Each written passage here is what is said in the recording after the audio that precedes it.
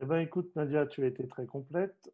Tes compétences, ton expertise a fait que tu deviens une experte aussi avec LG Consulting et qu'on a le plaisir de collaborer aussi. Voilà. Alors, pour entamer la vente, moi, je dis toujours la vente, c'est une posture. Et j'aime bien dire, la vente est un art et il faut être un artiste pour vendre.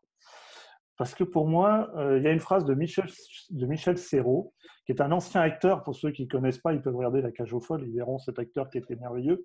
Et il dit une phrase, il dit « Je suis là pour les autres. Le théâtre reste un échange. J'aime les gens, j'aime les émouvoir et j'aime les faire vivre, rire. » Et je trouve que cette phrase, elle a tout son sens pour un vendeur. Que ce soit un vendeur boutique ou un vendeur commercial. De toute façon, la typologie du vendeur sera à peu près la même. Nadia nous expliquera un petit peu tout ça. Parce que le vendeur est un acteur avec son public, sa scène, son décor, son texte, son interprétation, son stress, son point de vente, on va dire. C'est toute une scène de théâtre. Comme un acteur, le vendeur génère cette bulle d'énergie et d'émotion avec son public, par sa présence. Dans les commerces, le vendeur accueille, interpelle, accroche, utilise son argumentaire commencé avec la cliente précédente pour capter la suivante. Au contraire, il joue un rôle en fait, il expose des facettes encore plus riches de lui-même qui alimentent son identité, sa personnalité. Si le vendeur transmet sa vie intérieure, sa joie de vivre, son plaisir de partager son produit, alors l'expérience de vente sera beaucoup plus gratifiante, sera plus rentable, car la vente est un art suprême. Voilà ce que j'avais envie de dire un petit peu du vendeur aujourd'hui. Nadia, Oui, Serge. à toi de jouer. Alors moi, je te rejoins sur voilà, la comparaison à l'acteur, hein. Moi, à chaque fois que j'étais en situation de vente, c'est un peu la pièce de théâtre, hein. On sort un peu de son corps pour interpréter une scénette et pour voilà, dans le but et effectivement d'aller satisfaire le besoin de notre client. Donc du coup, voilà, dans un premier temps, je voudrais remettre un petit peu le vendeur dans son contexte. Le vendeur, rappelons-le, il est là, il est payé pour quoi? Il est payé pour vendre. Mais vendre, c'est quoi?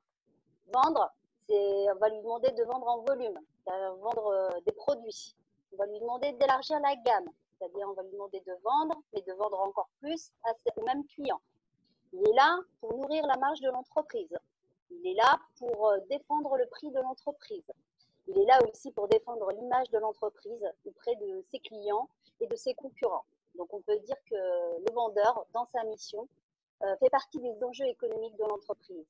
Parce que temps de crise ou en temps de voilà, situation un petit peu compliquée, et ben, en général, tous les regards se tournent vers le vendeur parce que c'est lui qui va être là, qui va être garant de la réussite et de la viabilité économique de l'entreprise.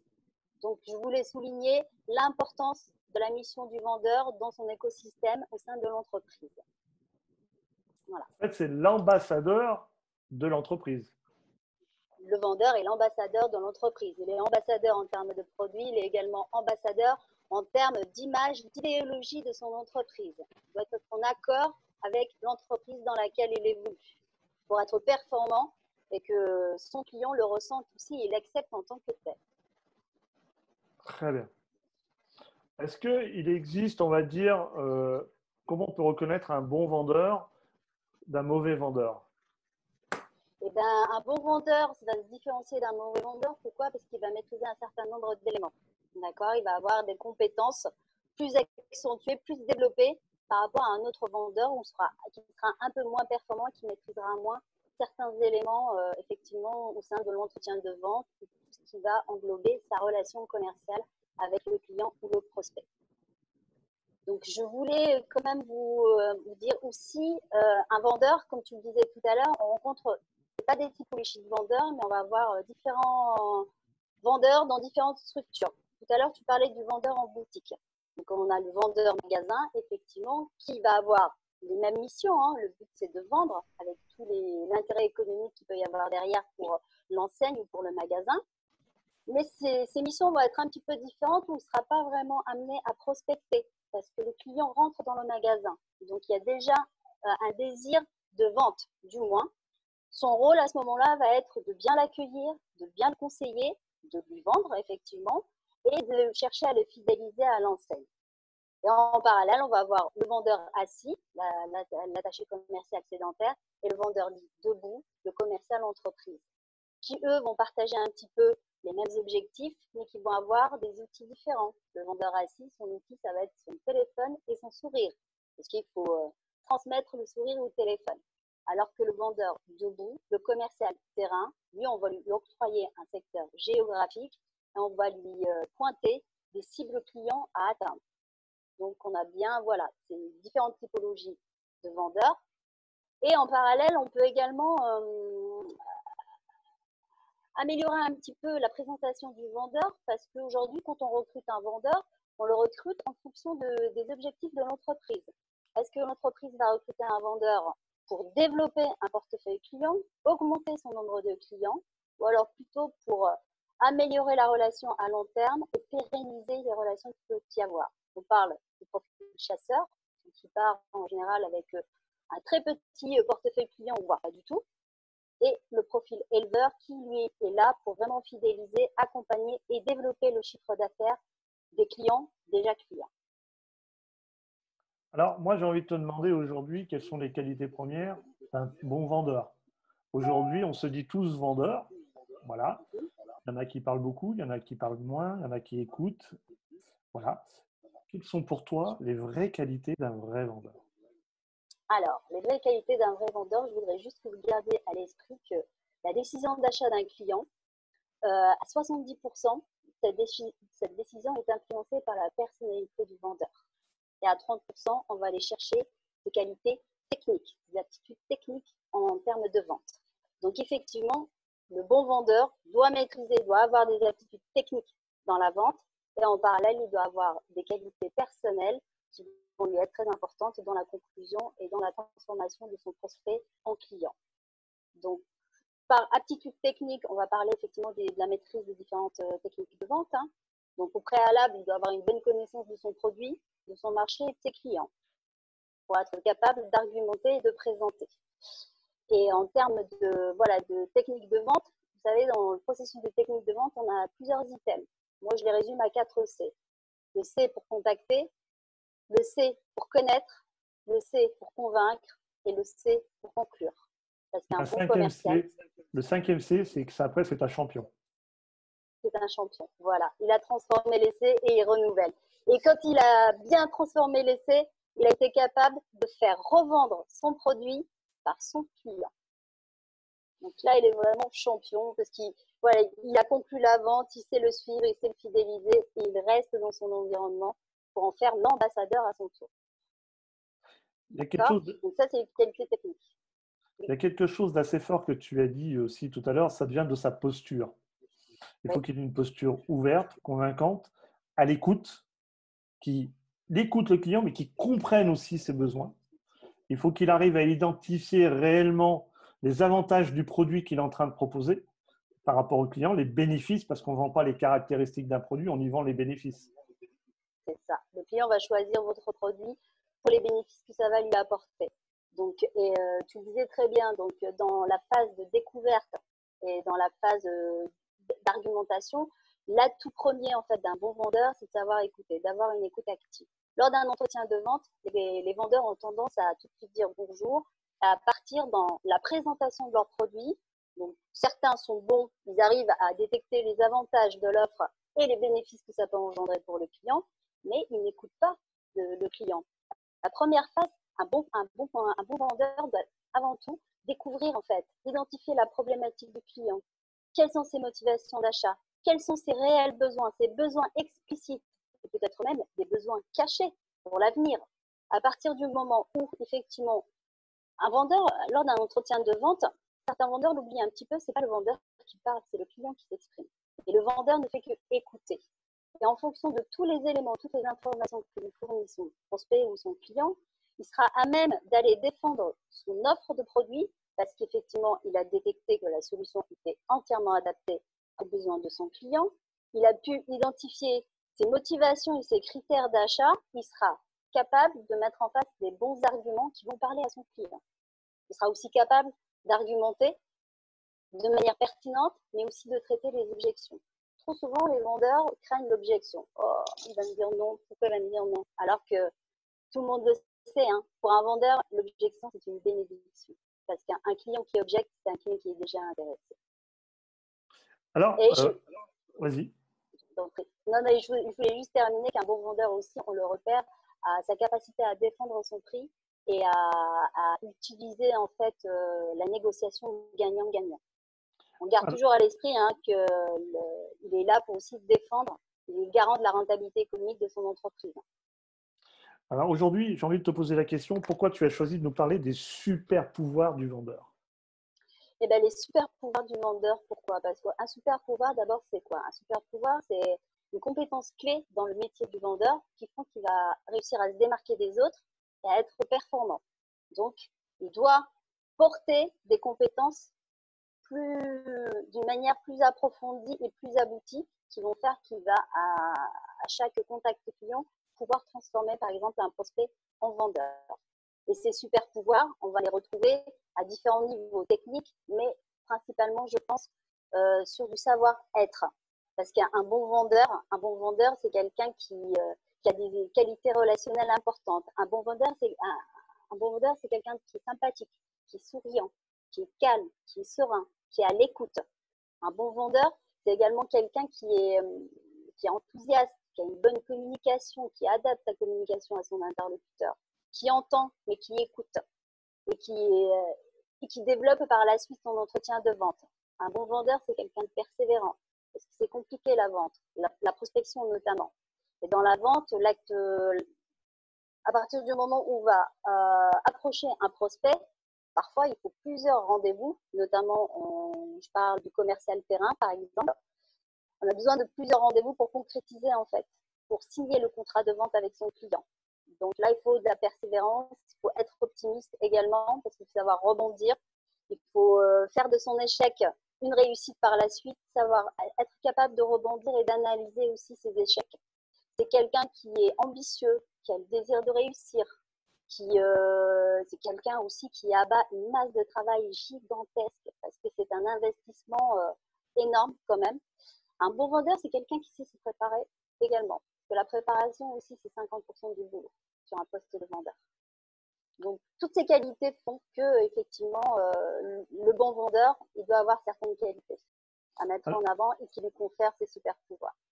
Alors, en fait, en résumant, si j'avais une arme, les munitions que je veux pouvoir mettre dans mon arme pour pouvoir tirer, c'est-à-dire vendre en quelque sorte, ces munitions, c'est les clients qui vont me les donner. Donc, je vais être à l'écoute, je vais enregistrer et je vais transposer ça de manière, par rapport à mon produit, de transformer les caractéristiques en ses avantages. Exactement. Il ne faut jamais oublier que le client doit être au centre de nos préoccupations, nous vendeurs.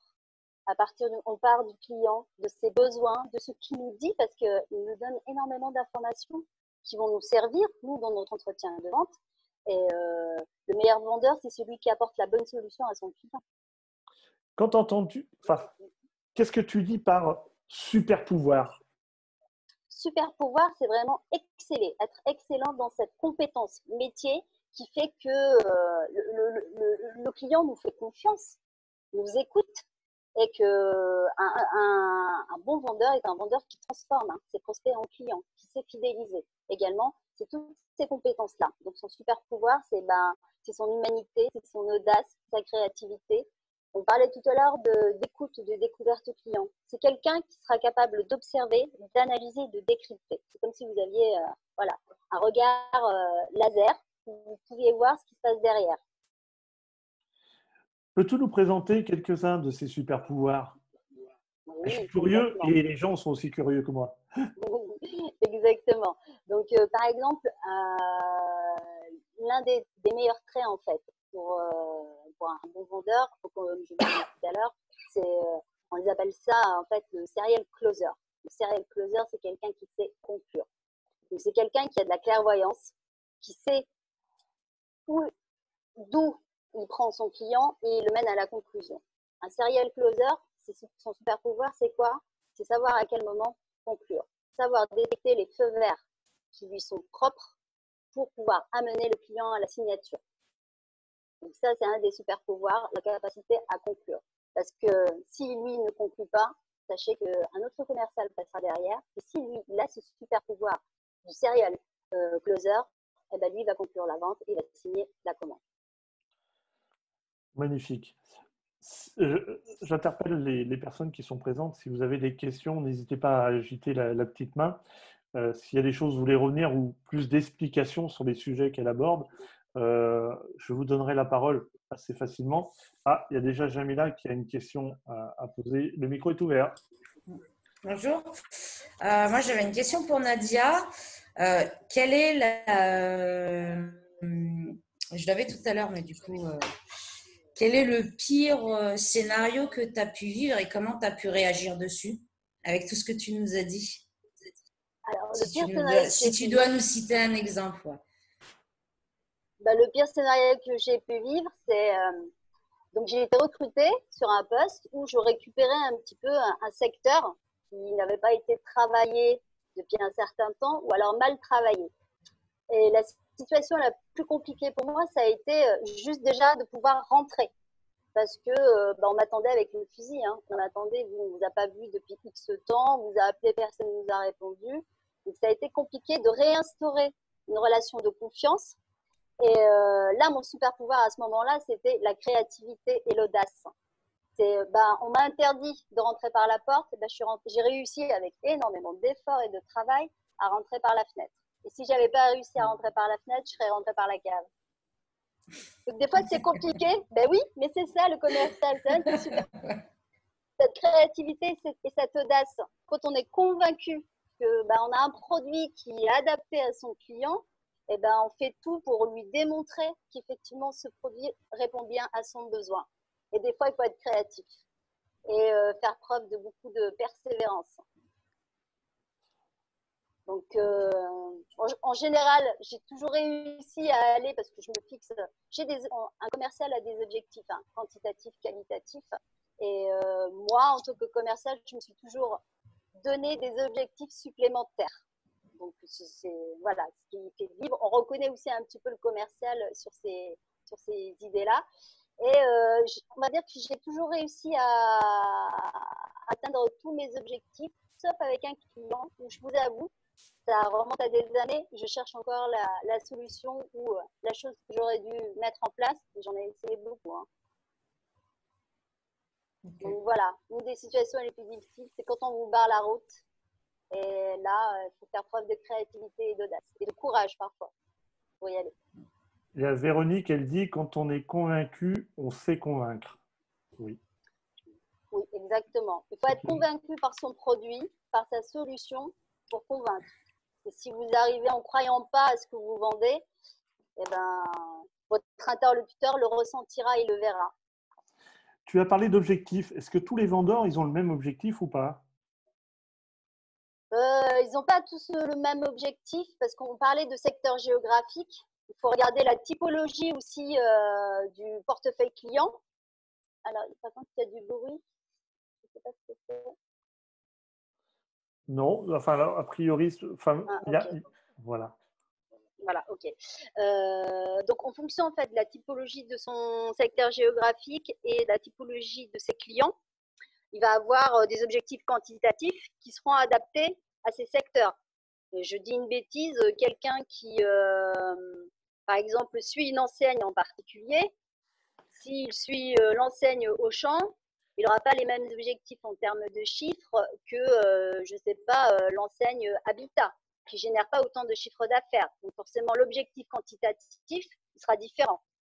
En termes d'objectifs qualitatifs, qu'est-ce qu'on entend par objectif qualitatif? En général, c'est le niveau de satisfaction des clients, la manière dont on va traiter les litiges clients qu'il peut y avoir derrière, les conflits. On met en place des études de satisfaction client également, qui sont des indicateurs. Où on va demander des objectifs additionnels. C'est-à-dire, on va vendre, mais quelle est votre capacité à vendre du service? On vend un produit physique, matériel, et on va vous donner des objectifs pour vendre du service en parallèle. Donc, les objectifs sont différents. Alors, en tant que manager, je reviens sur une phrase qui est quand même importante, c'est que si on donne des objectifs qui ne sont pas atteignables au vendeur, on va lui casser un petit peu le moral. et ça va être difficile à lui de les réaliser ensuite. Et puis deuxièmement, il sera dans une posture qui n'est pas bonne du tout. En tant que bon manager, vous devez connaître un petit peu la capacité, sa technicité, ce qu'il est capable de faire avec les clients qui sont présents pour lui donner un chiffre d'affaires et un volume de chiffre d'affaires.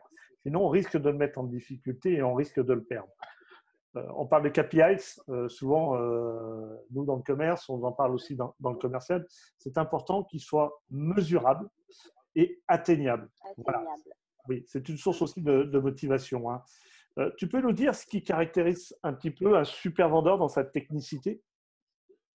Dans sa technicité donc pure, c'est un bon vendeur, c'est un bon vendeur déjà parce qu'il va mener un entretien de vente de manière informelle. Trop souvent, quand on parlait par exemple de l'étape connaître, le vendeur dit je vais poser plein de questions, je vais poser plein de questions. Et en fait, non, c'est l'entretien de vente, c'est quand même un entretien, un temps d'échange entre le prospect, le client et le vendeur. Donc c'est au vendeur, s'il va être efficace là-dessus, d'avoir une technique de questionnement qui soit agile, diversifié. Le but, c'est pas de terminer sur un entretien type Gestapo. Donc ça, c'est voilà, c'est un élément qui peut faire qu'il va être efficace là-dessus.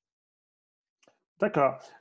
Tu nous as indiqué que le client était influencé à 70% dans sa décision d'achat par la personnalité, on va dire, du vendeur. Tu peux nous présenter les qualités personnelles que doit développer un vendeur pour mieux vendre? Alors, qualité personnelle, j'ai un bon vendeur. Il doit avoir cette capacité à mettre à l'aise dans sa prise de contact. Il doit être capable de créer un environnement propice à l'échange, à la confiance et au dialogue. C'est quelqu'un qui est à l'écoute, comme on le disait. C'est quelqu'un qui va être avenant, qui va faire preuve d'empathie, qui se mette à la place de son client pour pouvoir répondre à ses besoins. C'est quelqu'un qui doit dégager un certain enthousiasme, qui doit avoir une énergie, qui doit avoir la passion de son travail et pour son entreprise.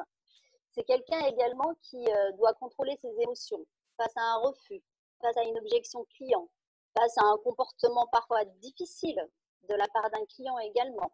Donc c'est quelqu'un qui doit avoir confiance en lui, être assuré, mais en étant positif, enthousiaste, courageux, audacieux, souriant, poli bien évidemment, qui doit avoir une belle présentation également et qui, dans sa communication, doit s'adapter aussi à son interlocuteur.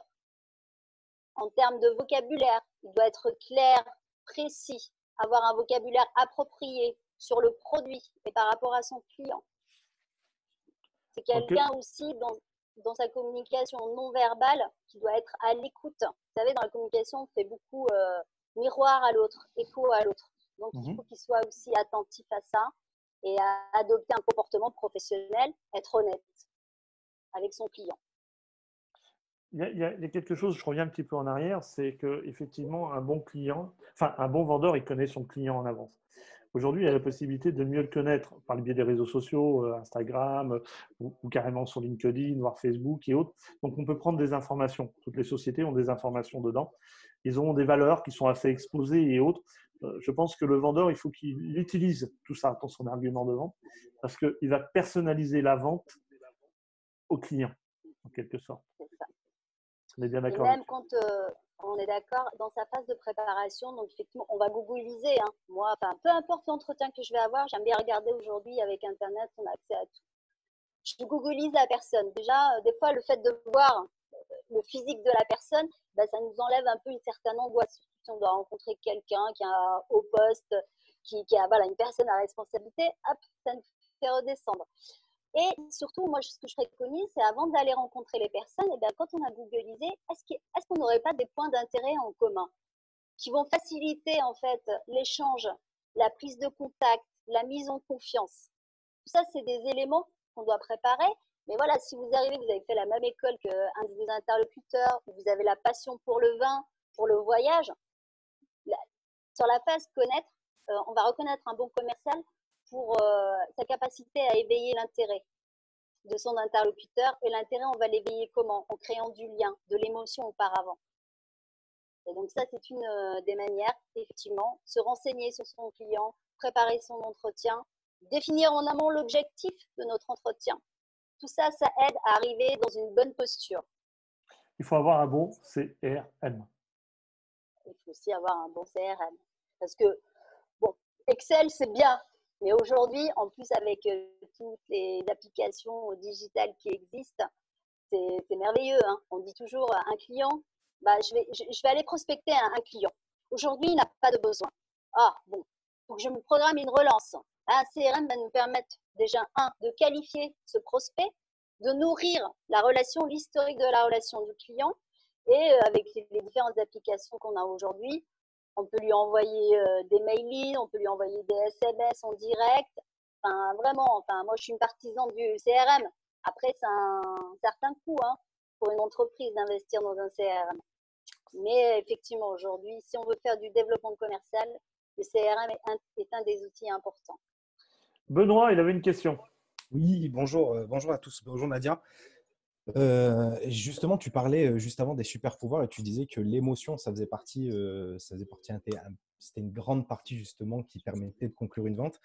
Et effectivement, la dernière fois, je tombais sur une vidéo qui disait que les gens achètent des émotions et justifient ça par la logique. Justement, en fait, et quand on est en vente, la plupart du temps, c'est difficile justement de trouver ce moment pour intégrer l'émotion en fait dans le discours. Parce que suivant la typologie de clients, on a des clients qui vont rechercher plutôt la sécurité. Enfin, le son casse, tout le monde connaît le son casse. Oui. Voilà, donc en fait, où intégrer à ce moment-là en fait cette partie émotion et à réussir en fait à plus que cette relation en fait créer une histoire à ce moment-là. C'est-à-dire que le client dans le magasin, des fois il a même pas de but, il vient flâner, et à ce moment-là, on va essayer de créer quelque chose, de créer ce lien. Et comment justement tu arrives à ce moment-là à te dire tiens, c'est là que je dois toucher, c'est là que je dois appuyer sur le bouton. Très bien, une bonne question, Benoît. Donc, comme on disait, ton client, il rentre, il n'a pas envie d'acheter ni rien du tout. Comment créer émotion? Comme je le disais tout à l'heure, c'est vraiment dans les premières secondes que l'émotion va se créer, que l'échange va se faire. Comment je vais être avenant? Mon client, il est tout seul, il est accompagné par ses enfants. Qu'est-ce que je peux faire pour aller créer du lien et de l'émotion avec ce client? Déjà, d'une part. Après, pour créer du lien, on parle beaucoup de storytelling, de success story. Moi, je préfère le storytelling à la success story. Le storytelling, c'est vraiment comment je raconte une histoire. Et à moi de raconter une histoire qui me touche, qui me tient à cœur. Vous vous rappelez tout à l'heure, on parlait d'honnêteté, pour avoir un discours crédible. Eh ben, je vais parler de moi. Si j'ai l'expérience de ce produit ou si je vois qu'il y a un moment, il y a un élément sur lequel je vais me rejoindre avec ce client, je ne vais pas hésiter. Ou alors, je vais, sur du storytelling, je vais raconter l'histoire de l'entreprise dans laquelle je travaille, je vais raconter mon histoire à moi. Il y a différentes manières de créer du lien, mais c'est vrai que le storytelling, il était une fois la grande bataille et j'ai réussi à faire, ça c'est quelque chose qui parle plutôt bien en termes d'émotion. Ok, super, merci. Voilà. Nadia. Je t'en prie, Benoît. Il y a deux choses. Aujourd'hui, il y a Véronique qui me dit effectivement l'objectif, il doit être smart. Ouais. Voilà, on a parlé de son casse. Avec le E à la fin, elle nous le précise, puisque aujourd'hui, ce qu'on développe, c'est l'écologie. Ça va être très demandé. Donc voilà, c'est pas oublier de parler de cette personne-là qui parle des sensibilités sur l'écologie. Voilà. Et elle le fait bien de le remarquer, Véronique. Merci de ta participation. En quoi est-ce utile d'identifier ces styles de communicants? Alors, moi, avec l'expérience, on va dire que j'ai identifié à peu près 4 styles de communicants. C'est-à-dire quelle est, voilà. J'ai identifié le pionnier. Le pionnier dans sa communication, le pionnier, ce qui l'intéresse, c'est quelqu'un qui est orienté idée. J'ai identifié le pilote, c'est quelqu'un qui a besoin d'action. J'ai identifié le médiateur, c'est quelqu'un qui est orienté homme. Et j'ai identifié l'expert, lui, il est orienté méthodologie. Donc, ces différents styles, si on arrive à les détecter, à les identifier, vont nous permettre de connaître leurs besoins fondamentaux. Déjà, dans leur posture, comment on les reconnaît physiquement, ces gens? De là, en face, on va y mettre leurs besoins fondamentaux. Quels sont les points forts et les points faibles de ce type de communication?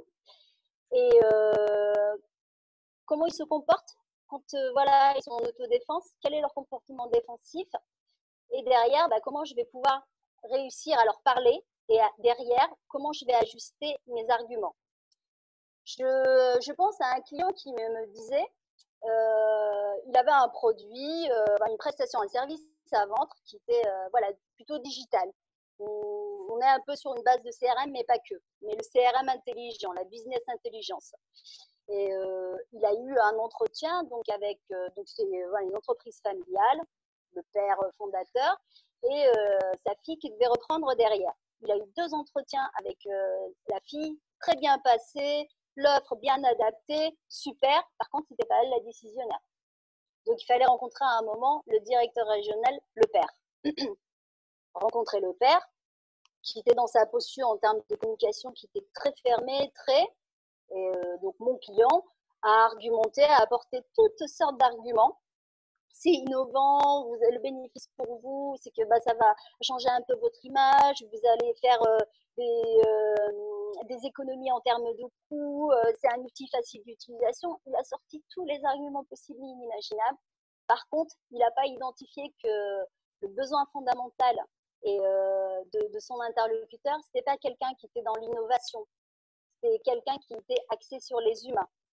Lui, ce qu'il a compris de son super outil digital, c'est que moi, j'ai des gens, en fait, qui aujourd'hui répondent à ce besoin en travaillant pour moi et pour lesquels moi, je les rémunère. Donc, demain, vous m'apportez ça, ces gens-là, je ne vais plus pouvoir les garder. Qu'est-ce que je vais en faire? Et puis, c'est leur métier, je les connais depuis toujours. Donc, c'était quelqu'un qui était plutôt orienté homme, qui était médiateur. Donc, en fait, c'est bien de parler des avantages et du bénéfice du produit, mais il aurait dû identifier en fait qu'est-ce qui était important pour lui. Ce qui était important pour lui, c'est ses salariés. Il aurait dû plutôt mettre en avant effectivement, justement, ces salariés, il y avait des tâches redondantes qui prenaient beaucoup de temps, qui n'étaient pas très intéressantes et motivantes pour eux. Écoutez, l'application va prendre le relais. Et du coup, justement, vous allez pouvoir les motiver, vous allez pouvoir les faire monter en compétences sur d'autres sujets. Certains ont certaines aptitudes qui sont sous-exploitées, ont des compétences à développer. Vous allez pouvoir les accompagner. Vos salariés seront plus heureux, plus motivés. Vous faites attention à eux. Vous leur donnez des outils pour performer aujourd'hui, pour être à l'aise et pour diversifier leurs tâches. Là, il aurait touché. Là, son interlocuteur l'aurait écouté. Il l'aurait suivi. Mais lui, il est resté cantonné effectivement à sa première interlocutrice qui était plutôt pionnière, plutôt orientée idée. Lui, le médiateur, il fallait l'accompagner dans la mise en place de ce produit-là. Un pionnier, quelqu'un qui est orienté idée, on le fait rêver avec tout ce qu'on peut mettre en place. Un médiateur, on l'accompagne. Un expert, on va le sécuriser. Un expert, c'est quelqu'un qui a besoin de chiffres, de détails, parce que qui pose beaucoup de questions avant justement de répondre avant de vous dire oui ou non. Et un pilote, lui, qui est dans l'action, il faut savoir lui donner la main pour pouvoir décider. C'est lui qui décide. Hein. Il y a Eric qui veut poser une question. Eric Morillon, la parole est à vous. Oui, bonjour, merci monsieur Navarro, c'est très solennel. Salut Nadia. Merci de ta question, Eric. Au suivant. Parce que moi, il faut savoir que je n'ai pas droit aux enregistrements, je n'ai pas droit aux questions. C'est comme ça. Salut Nadia. Alors, non, en fait, tout à l'heure, tu parlais donc, que tu accompagnes les PME dans leur stratégie commerciale et dans leur développement commercial. Et je voulais savoir ce que tu fais au début, en fait, quand tu rencontres un client, quelqu'un client, tu fais un état des lieux, tu fais une sorte d'inventaire un peu de ses forces, ses faiblesses. Comment tu procèdes au début? Exactement. Alors déjà, dans un premier temps, je fais toujours un premier entretien pour comprendre en fait leur démarche, déjà pourquoi ils ont fait appel à moi. Et effectivement, dans un deuxième temps, je dresse un bilan. En fait, on dresse un bilan de la situation. Vraiment, on fait une photo à un instant T de l'organisation actuelle avec ceux qui fonctionnent, ceux qui ne fonctionnent pas. On essaie de comprendre peut-être le pourquoi et l'objectif, le but à atteindre. Et de là, effectivement, moi, je repars parce que je fais une bonne découverte également. Je pose des questions, j'essaye de comprendre en quoi je peux les aider, qu'est-ce que je peux leur apporter et sur quel résultat, moi, je peux m'engager. Et derrière, effectivement, on coécrit un plan d'action commercial ensemble avec en général le dirigeant et qu'on va déployer par la suite par des formations de l'accompagnement terrain, du coaching. Et je termine toujours ma prestation par un bilan où on regarde ce qui a été fait, ce qui a été bien fait, comment les salariés ont accepté et se sont sentis. On identifie les forces justement qui ont été développées et de là, on ne peut pas tout faire en une seule fois. On détecte aussi ce qui peut être fait par la suite. Bien sûr. Et une autre question, du coup, j'en profite parce qu'après, j'aurai plus le droit. Qu'est-ce que, qu'est-ce que, Oui, bah vas-y. qu'est-ce que tu trouves comme problème le plus récurrent? Alors, j'imagine que tu suis des commerciaux. Qu'est-ce Oui. que tu suis comme problème récurrent, en fait, qui revient souvent? Alors, ce qui revient souvent, c'est la maîtrise de la découverte client. Un commercial a tout de suite tendance à aller argumenter. Et du coup, il ne comprend pas pourquoi le client il n'a pas écouté. Mon produit, il est super, il fait ça, ça, ça et ça et ça. Donc voilà, le plus gros des défauts, c'est ce manque de découverte client et pas savoir quand conclure.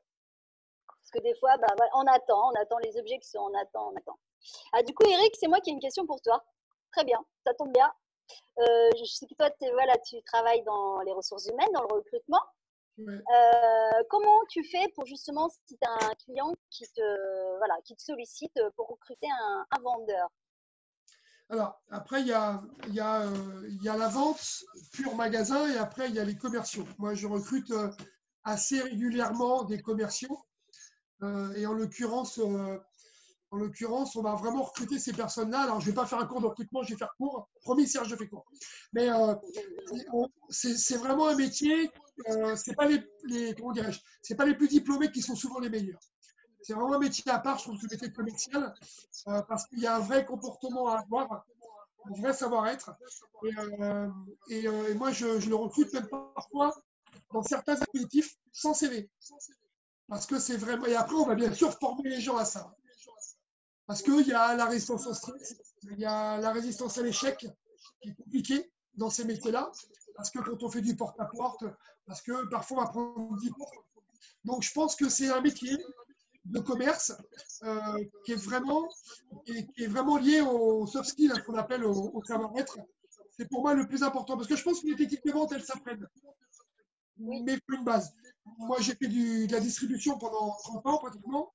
J'ai eu beaucoup d'équipes de vente avec moi. Et tu t'aperçois que c'est vraiment un métier, c'est un métier à part. Il faut aimer les autres. Il faut avoir envie de découvrir, il faut avoir envie d'écouter. Et c'est ce que je disais l'autre fois quand j'ai fait ma conférence. Le recrutement, c'est comme la vente. La principale chose, c'est l'écoute. Et quand tu recrutes, souvent, la première question que tu vas poser à un vendeur, c'est lui demander, quelle est la première qualité d'un vendeur. Et souvent, certains vont dire, c'est la tchatch, c'est connaître son produit. Et c'est pas ça, en fait. C'est ce que tu as dit, en fait. C'est l'écoute et découvrir le besoin. C'est là où il faut aller les chercher, en fait. Exactement. Et sur ces sujets, c'est la chose la plus importante. Merci Eric, c'est très sympa. Merci de ton retour. C'était Corinne qui posait une question. On va revenir un petit peu en arrière. Corinne, elle disait par rapport aux 4 catégories que tu donnais, il s'agit de la méthodologie des 4 couleurs. Voilà, dominant, conforme, stable, innovant, revisité. C'est un peu ça. Voilà, moi je connaissais les 4 couleurs et les 4 couleurs, je m'y retrouvais pas. Et là, c'est un autre personae, c'est un autre type de personae, effectivement, où je le trouvais mieux parce qu'il était vraiment axé sur la communication. Et pour moi, il faisait écho justement à l'utilisation qu'on peut en avoir dans des pratiques commerciales. Parce que, voilà, c'est plus précis. Par exemple, un pionnier, un créatif, un innovant, je vais pouvoir le détecter avec ce personnage-là. Moi, je sais que c'est quelqu'un qui parle beaucoup, qui a une voix modulée, qui fait des mouvements amples. Hein. C'est quelqu'un qui a le visage animé, qui a une attitude décontractée, qui fait beaucoup de références aux idées, qui donne son opinion. Voilà, c'est pour ça. Et du coup, je sais qu'avec ce personnage-là, je sais que c'est quelqu'un qui a besoin d'être reconnu et félicité. Son point fort, c'est qu'il a une ouverture d'esprit qui va facilement vers les autres. Donc, je peux aller vers lui si j'ai bien identifié dans sa posture physique. Dans sa méthode de défense, c'est quelqu'un qui, s'il se sent attaqué, va attaquer. Donc, à moi de m'adapter à ça. Et pour communiquer avec lui, je sais que il faut que je sois décontractée comme lui, que je sois enthousiaste et que je le mette en valeur parce que c'est quelqu'un qui a besoin de reconnaissance également. Ah, moi, je te rejoins à 2000% dans les couleurs, je ne m'y retrouve pas du tout. Et autant là, tu l'as vraiment exprimé et je retrouve plus les caractéristiques. Il y avait Véronique qui voulait poser une question. Je n'arrive pas à mettre son micro, donc je vais lui demander qu'elle active son micro pour qu'elle puisse poser sa question. Ta question? Ouais, alors Véronique, est-ce que vous y arrivez? Hop, hop, hop, hop, hop. Il y a Laetitia, elle m'a dit, est-ce que tu as bien enregistré Eric quand il a parlé? Oui, c'est fait. Véronique, la parole est à vous. À vous de jouer, Véronique.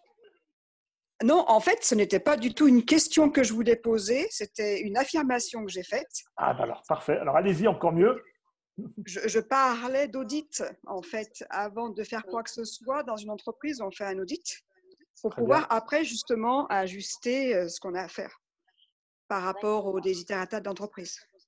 Oui, oui. Voilà, c'est ma méthodologie. Je pense que c'est l'approche et la méthodologie qu'il faut avoir. On n'arrive pas avec ses gros sabots, on met en place quelque chose.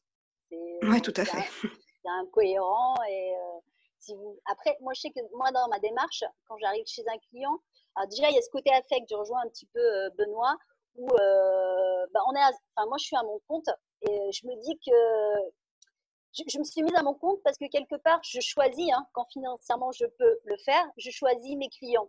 Donc pour moi, c'est une aventure. Si je vis, ce qui est important pour moi, c'est de les accompagner pour se développer, pour être, pour avoir de meilleurs résultats, mais également de le faire dans des bonnes conditions.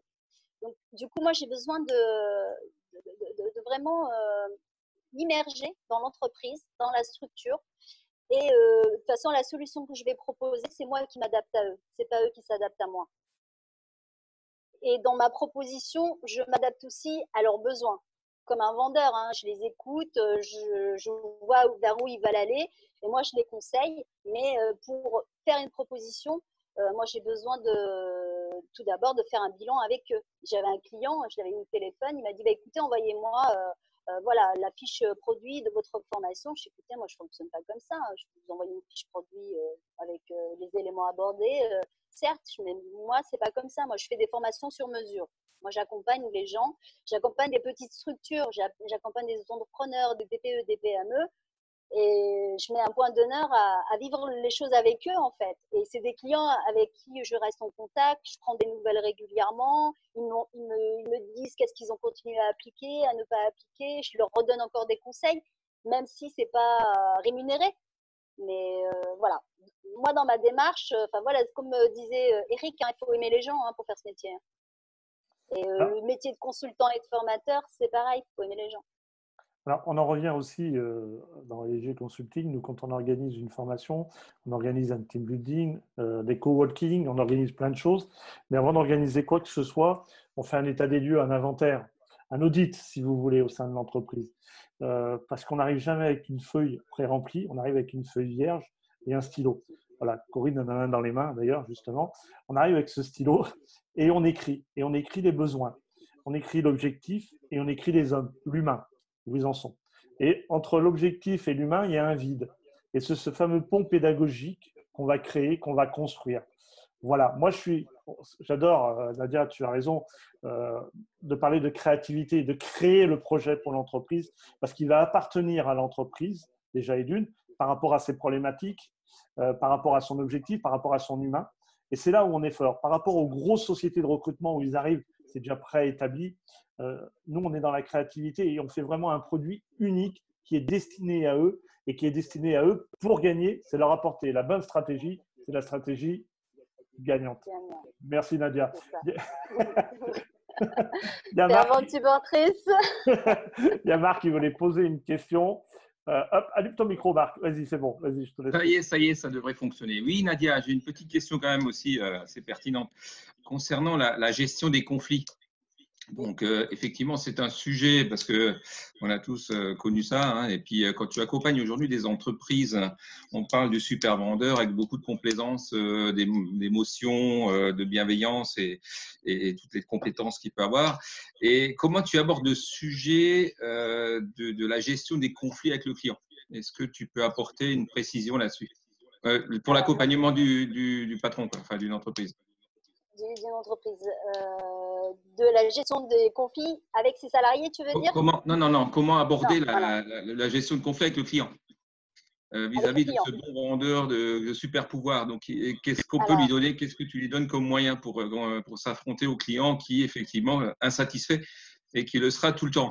On connaît la typologie, ça existe. C'est ça. Alors déjà, pour éviter en amont qu'il y ait un litige ou un problème ou un mécontentement, moi j'ai une phrase que je dis toujours, il faut dire ce qu'on fait et faire ce qu'on dit. À partir du moment, vous savez, quand on clôture un entretien de vente, on s'engage, on parle de l'après. Quelle action je vais mettre en place après notre entretien? J'ai validé votre commande. Je vais revenir vers vous sur les délais de livraison, sur les modalités, la signature du contrat, la facturation, etc. Si on met en place déjà un bon suivi, on va limiter les litiges qu'il peut y avoir derrière avec le client. Déjà d'une part. On est transparent, on s'engage sur des actions, on les respecte, on planifie. Donc déjà, ça, c'est beaucoup d'éléments qui feront que, effectivement, le litige, la possibilité qu'il y ait un litige, elle est moindre. Par la suite, il y a quand même eu un litige. Il y a eu un raté quelque part. L'une des compétences aussi, ce qu'on attend aussi d'un vendeur, en fait, lui, il est un petit peu central au sein d'une entreprise. C'est lui qui fait le lien avec les différents services et on le sent bien, notamment lors d'un litige. C'est lui qui est en relation avec le service marketing s'il y a besoin, le service logistique, le service comptabilité. Donc, à lui de gérer. Et dans la gestion des conflits, c'est comme toute gestion de conflit. Hein. Un client qui est mécontent, on dit oui, je comprends, j'entends. On lui demande qu'est-ce qui s'est passé. Et on est un peu d'accord avec lui parce que de toute façon, le client, s'il est mécontent, c'est qu'à un moment, il y a eu un raté. On peut avoir des clients qui soient de mauvaise foi, mais bon, en général, ils ne sont pas tous de mauvaise foi.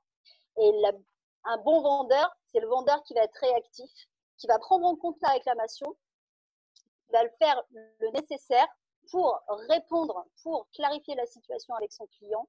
Et ça, on le retrouve, un bon vendeur, c'est un vendeur qui est réactif. C'est un vendeur qui ne fait pas la différence entre le petit client et le gros client, qui génère peu de chiffre d'affaires ou beaucoup de chiffre d'affaires. Un bon vendeur, c'est quelqu'un qui accompagne tous ses clients de la même manière et qui est là. Il ne suffit pas de vendre, il faut aussi faire le suivi de son client. On peut avoir un litige, on prend contact avec son client, on regarde ce qui ne va pas, on voit comment on peut améliorer la situation et comment résoudre tout simplement le litige. Et on s'assure, même quand on a mis en place une nouvelle action, on s'assure que le client est content maintenant et satisfait, qu'on a bien répondu à sa réclamation et que maintenant, il n'est plus mécontent, il est content. Il sera d'autant plus content que il reviendra quand même passer une commande chez nous. Donc, il est important de former le vendeur au préalable pour qu'il puisse faire face à la situation. Après, je peux parler aussi de clients proches directs, vente directe. Hein. Ce n'est pas forcément dans une entreprise où ils font de la vente. Hein. Donc, on est confronté durant les flux, ce n'est pas toujours des situations faciles à gérer. C'est pour ça, exactement. D'où, notamment, vous voyez, en magasin, on a un service après-vente. Dans un restaurant, un client mécontent, vous voyez bien, hein, si on n'essaye pas de lui dire j'ai compris, j'ai entendu, on ne fait pas un petit geste commercial ou il faut faire quelque chose de toute manière.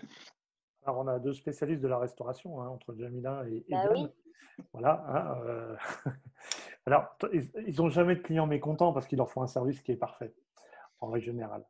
C'est ça, Jamila, me dit-elle. Alors, il y a. J'ai Frobert, je suis désolé, je ne sais pas si c'est vraiment. C'est pas votre nom, Frobert, c'est Robert, je pense.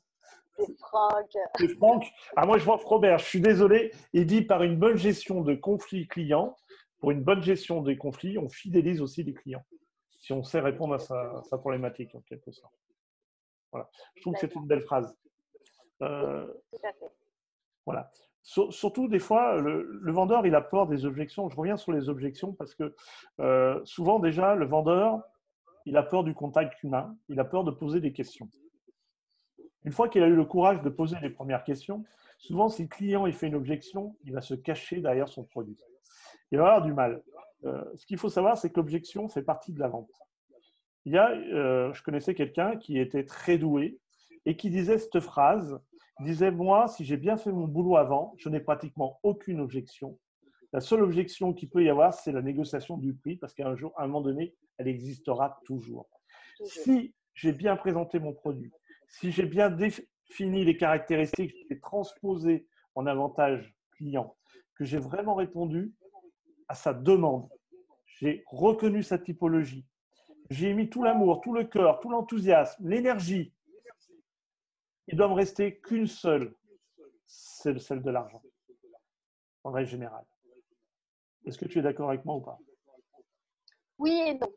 Oui et non, parce que un client un client peut être intéressé, mais comme il n'a pas encore été jusqu'au bout, il va objecter. Un client, c'est pareil, un vendeur va argumenter, un client, son métier, c'est d'objecter. Voilà, donc il va toujours, il va trouver. Après, l'objection est fondée ou non fondée. D'accord? Donc, c'est au vendeur aussi de voir ce qui est fondé et non fondé. Ce qu'il faut retenir, c'est qu'un client qui objecte en dehors du prix, c'est qu'il est déjà en fait en posture de propriétaire. Donc, c'est que quelque part, il y a un élément qui n'a pas répondu à ça, on n'a pas répondu à toutes ces questions, où il y a un élément qui reste un peu flou pour lui. Donc, un client peut encore objecter, c'est comme s'il avait encore des questions derrière. Mais déjà, si on a bien fait sa découverte client, on a bien mis les bons arguments, on a bien identifié les avantages pour le client, on lui a démontré par des preuves les bénéfices qu'il va en tirer, il peut encore objecter autre que sur le prix. Parce qu'il est là, il ne se décide pas encore. Et donc, c'est qu'il y a un élément sur lequel on n'a pas encore rassuré. Est-ce que des personnes ont des questions à poser, d'autres questions?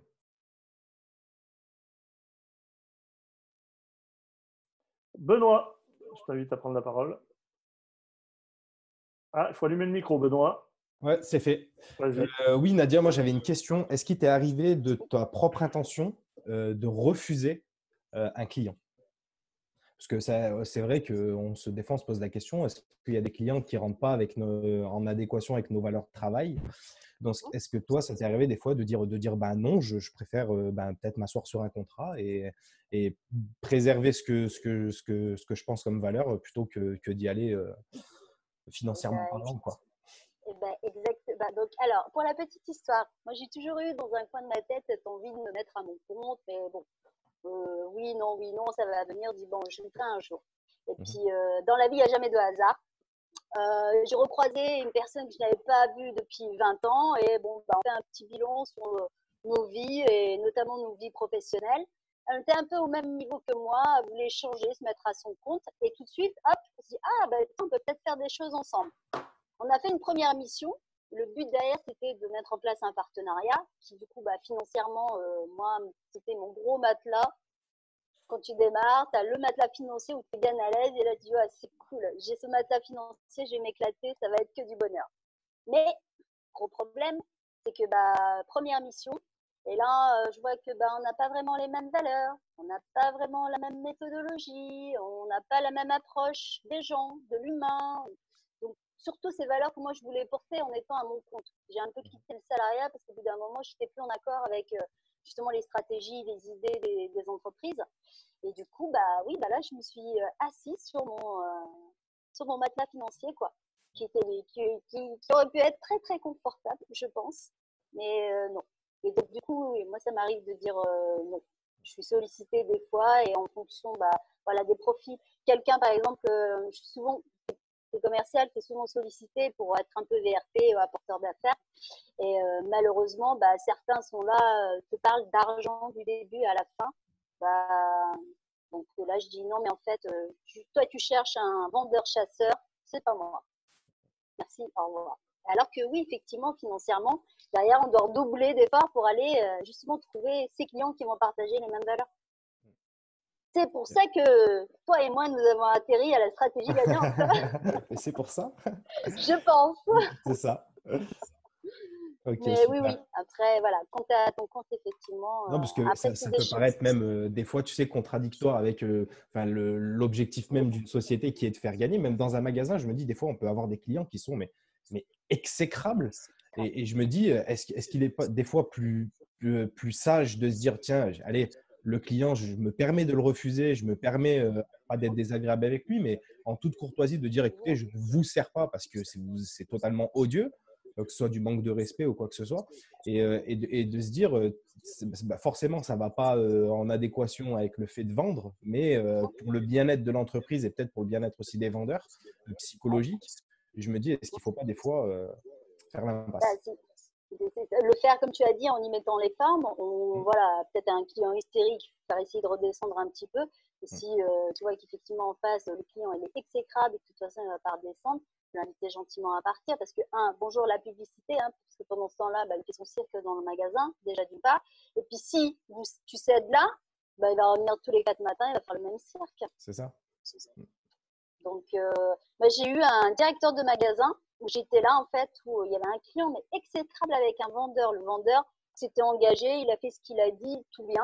Et puis, en fait, le client a pris la télé chez lui, c'était la Coupe du Monde de foot, et puis hop, la Coupe du Monde est terminée, je ramène la télé.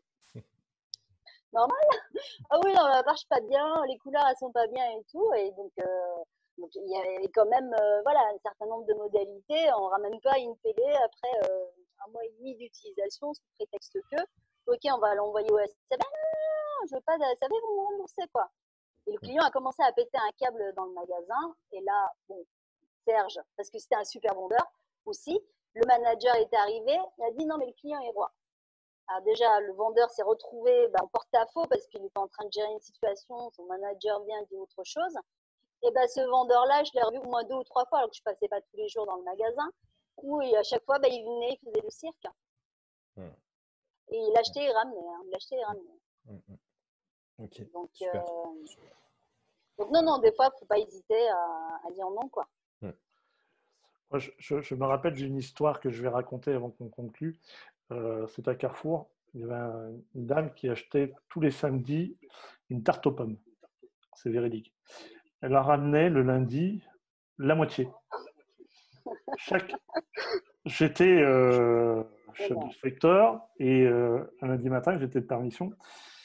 Je les voyais venir et à un moment donné, je me suis dit, qu'est-ce qu'on fait? On continue à la rembourser ou pas à la rembourser? Là, au brief de réunion avec le directeur de magasin, et je lui dis, écoutez, c'est souvent qu'elle revient, on la rembourse ou qu'est-ce qu'on fait? Et il a eu cette phrase que j'ai toujours retenue, il a dit, vous lui avez demandé pourquoi elle ramenait à chaque fois la tarte aux pommes?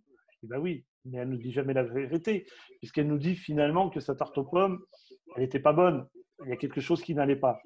Il m'a dit, c'est quand même particulier qu'elle achète tous les samedis la même tarte aux pommes, sachant qu'elle n'est pas bonne. C'est que vous n'avez pas su lui poser la bonne question, parce qu'elle ne vous a pas donné la bonne réponse. Et il avait dit cette phrase, il a dit, une tarte aux pommes ne va pas faire flancher Carrefour. Si on peut lui faire plaisir en remboursant la tarte aux pommes, on lui remboursera la tarte aux pommes. Un lundi matin, j'ai pris le temps de discuter avec la dame et je lui ai dit, écoutez, vous savez quoi, madame, la prochaine fois, samedi, vous venez, je vous fais passer en caisse, vous ne payerez pas votre tarte aux pommes, ça vous évitera de revenir lundi. Elle avait un âge, cette dame.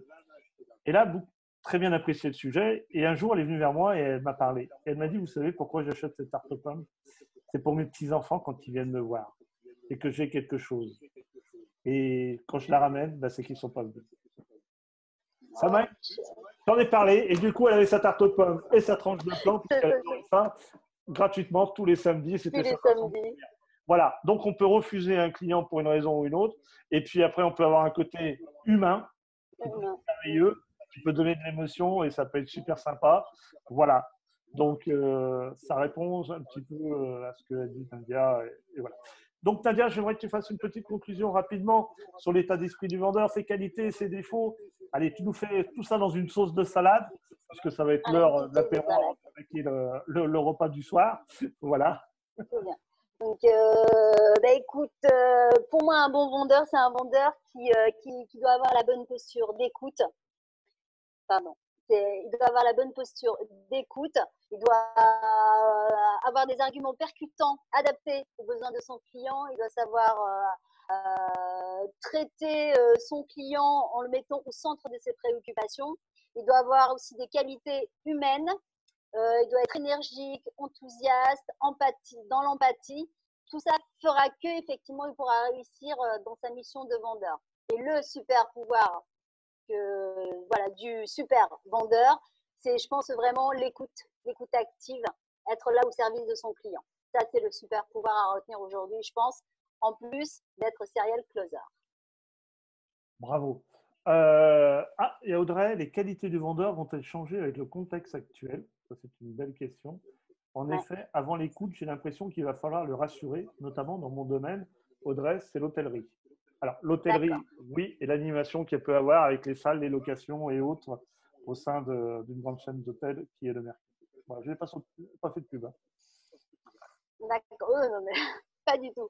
Donc, en fait, Audrey, pardon, avant de le rassurer, pour pouvoir le rassurer, il faut l'accompagner et l'aider à verbaliser, en fait, justement, les éléments sur lesquels il va falloir le rassurer. Donc, il y a quand même un jeu de questionnement et d'écoute. Et vous allez arriver, comment ça va en ces périodes de confinement, de perte d'activité. Et effectivement, ces deux-là, à partir du moment où on a posé les bonnes questions, on l'a écouté, on va pouvoir le rassurer sans lui vendre quelque chose. Je pense que dans un premier temps, on va pas pouvoir revendre tout de suite. Hein.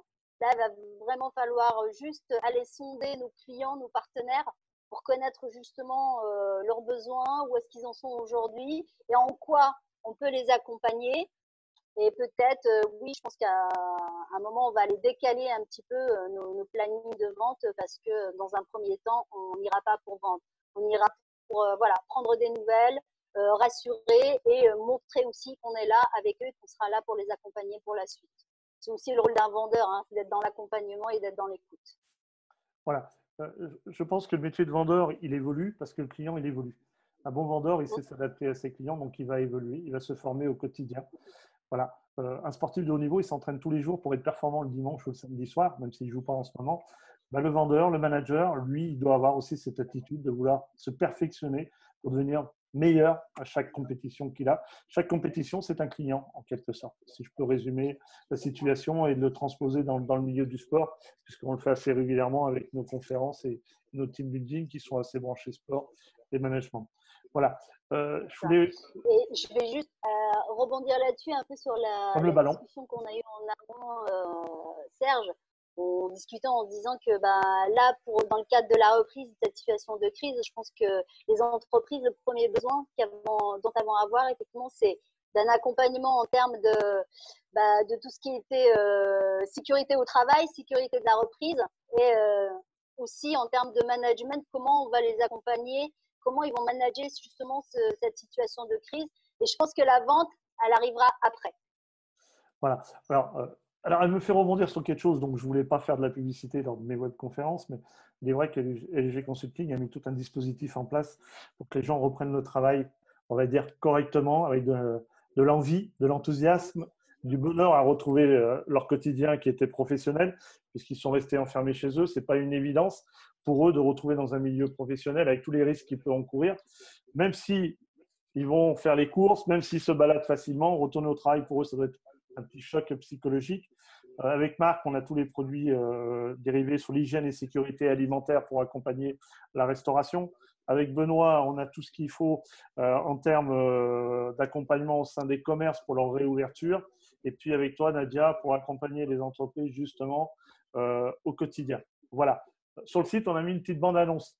Si vous y allez, vous verrez, elle a été mise en place cet après-midi. Elle a été validée par Benoît, Marc et Nadia il y a très peu de temps. Si vous voulez y aller, vous la cliquez dessus, vous pouvez la partager, c'est amusant.